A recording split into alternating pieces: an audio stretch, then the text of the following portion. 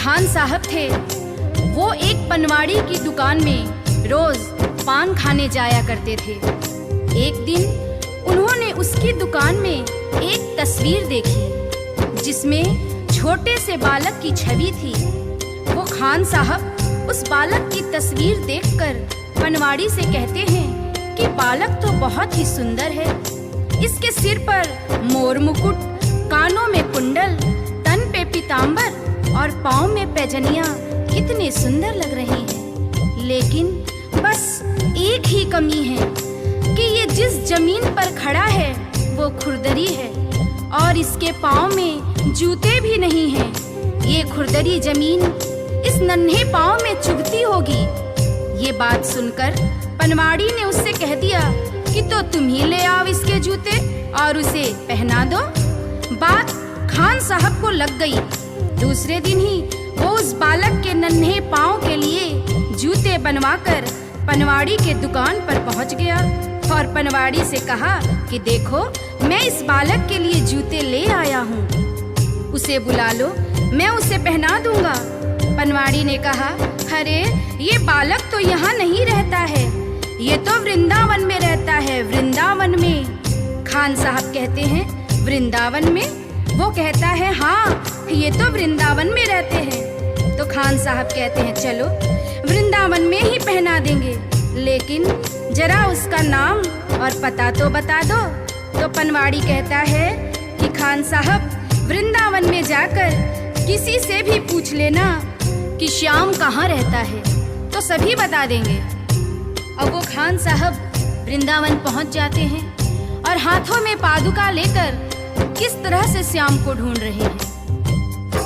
बताओ कहाँ मिलेगा श्याम, बताओ कहाँ मिलेगा श्याम, बताओ कहाँ मिलेगा श्याम, बताओ कहाँ मिलेगा श्याम। चरण पादुका लेकर सबसे, चरण पादुका लेकर सबसे पूछ रहे रस खान, बताओ कहाँ मिलेगा श्याम, बताओ कहाँ मिलेगा श्याम। वृंदावन में चूंकि श्याम के नाम से उस बालक को कोई जानता नहीं था और वो कई दिनों से उसे ढूंढते ढूंढते परेशान हो गए। आखिर एक सज्जन व्यक्ति जो उनको कई दिनों से देख रहा था और अपने पास बुलाकर पूछता है कि अरे भाई, तुम किस श्याम को ढूंढ रहे हो? उसका हुलिया मुझे भी तो बताओ ताकि मैं तुम्हारी कुछ मदद कर सकूं। तो खान साहब श्याम के रूप का वर्णन करते हैं, सुनिएगा।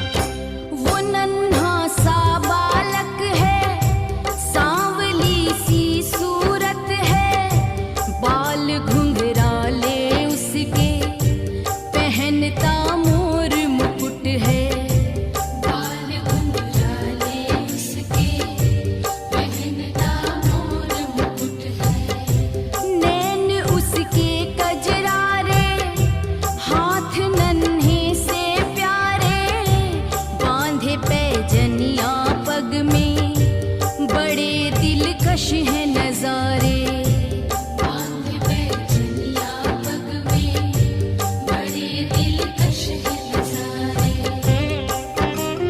घायल कर देती है दिल को, घायल कर देती है दिल को उसकी एक मुस्कान, बताओ कहाँ मिलेगा श्याम, बताओ कहाँ मिलेगा श्याम। श्याम की जो छवि खान साहब उस सज्जन को बताते हैं, उसे सुनकर वो सज्जन को पता चल जाता है कि ये खान साहब किसे ढूंढ रहे हैं और वो उसे समझाते हैं। समझ में आया जिसका पता तू पूछ रहा है, वो है बांके बिहारी जिसे तू ढूंढ रहा है, वो है बांके बिहारी जिसे तू ढूंढ रहा है। कहीं वो श्याम कुहाता, कहीं वो कृष्ण मुरारी, कोई सांवरिया कहता,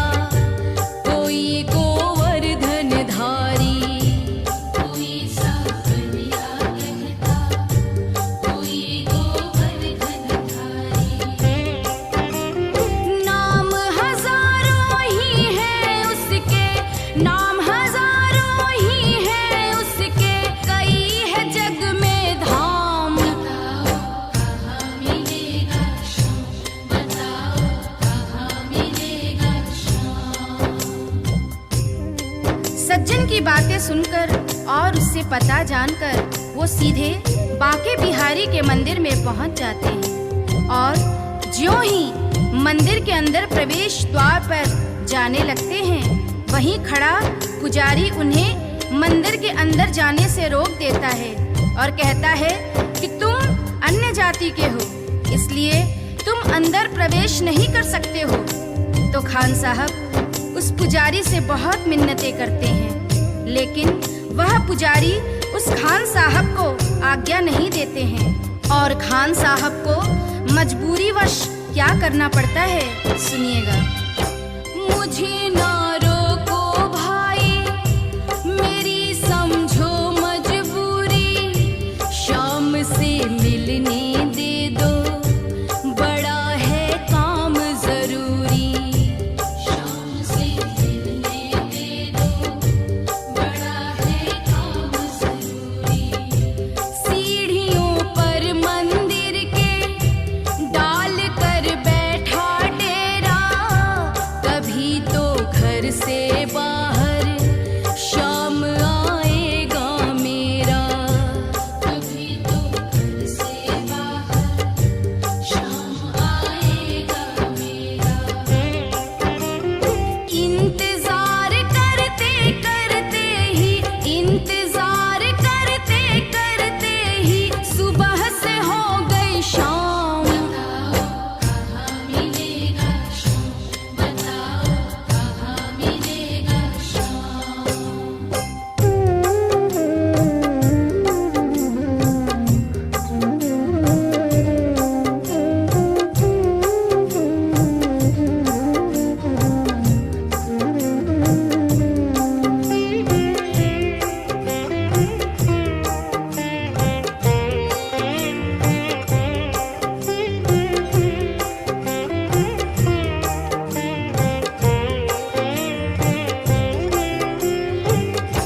जाग कर रात बिताई, भोर होने को आई, तभी उसके कानों में एक आहट सी आई, तभी उसके कानों में एक आहट सी आई।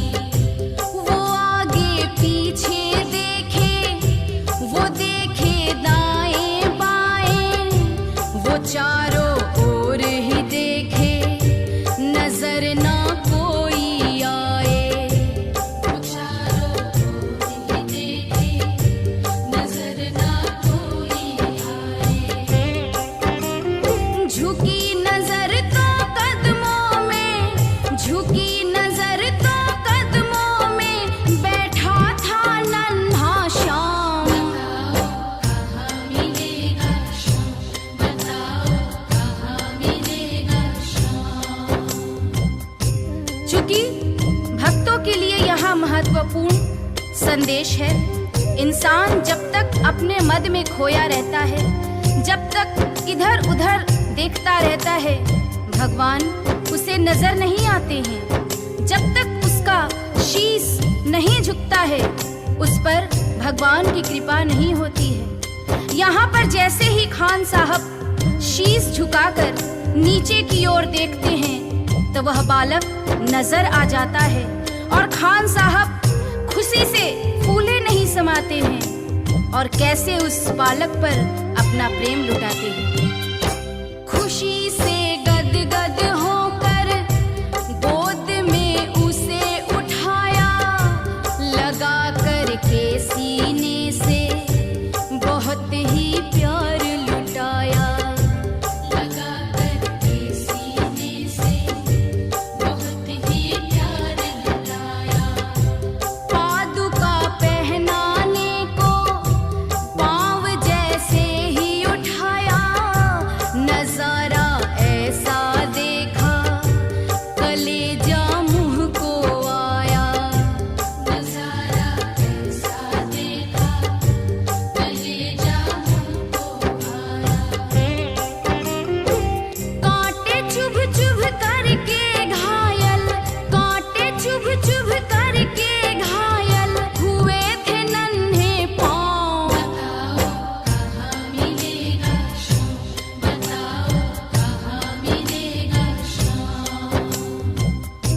बालक के नन्हे नन्हे पांव कांटे चुभ चुभ कर छलनी हो जाते हैं, जिसे देखकर खान साहब का हृदय रोने लगता है और उनके आंखों में आंसू आ जाते हैं। वो सोचते हैं कि तस्वीर देखकर मुझे जिस बात का डर था वही हो गया है।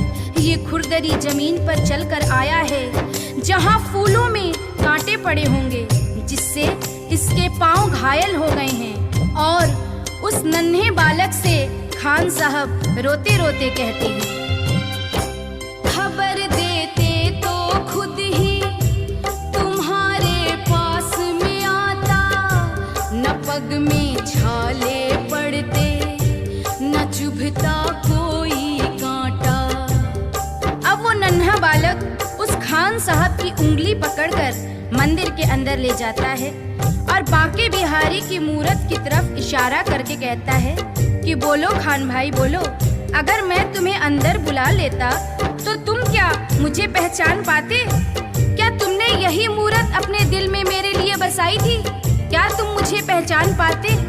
नहीं पहचान पाते ना, इसलिए ही छवि जैसी तू मेरी बसा के दिल में लाया, उसी ही रूप में तुझसे यहाँ मैं मिलने आया, उसी ही रूप में तुझसे यहाँ मैं मिलने आया। गोकुल से मैं पैदल आया, गोकुल से मैं पैदल आया, तेरे लिए ब्रिज धाम। बताओ कहाँ मिलेगा शाम, बताओ कहाँ मिलेगा शाम। ये कटु सत्य है। गीता, रामायण, महाभारत कहीं भी पढ़ लीजिए, भगवान को हम जिस रूप में देखते हैं उसी रूप में वो हमें दर्शन देते हैं। जैसे कि द्रौपदी ने कृष्ण से कहा कि तुमने मेरा चीर बढ़ाने में इतनी देरी क्यों की, तो कृष्ण ने कहा कि दोष मेरा नहीं है द्रौपदी, दोष तुम्हारा है। द्रौपदी, मैं तो तुम्हारे पास ही खड़ा था, तुमने पुकारा ही नहीं। तुमने तो द्वारिकाधीश मेरी लाज बचाओ कहकर पुकारा, इसलिए मुझे द्वारका जाना पड़ा और तुम्हारे पास आने में मुझे वक्त लग गया। अगर तुम मुझे भैया कहकर बुलाती तो मैं तो तुम्हारे पास ही खड़ा था द्रौपदी। श्याम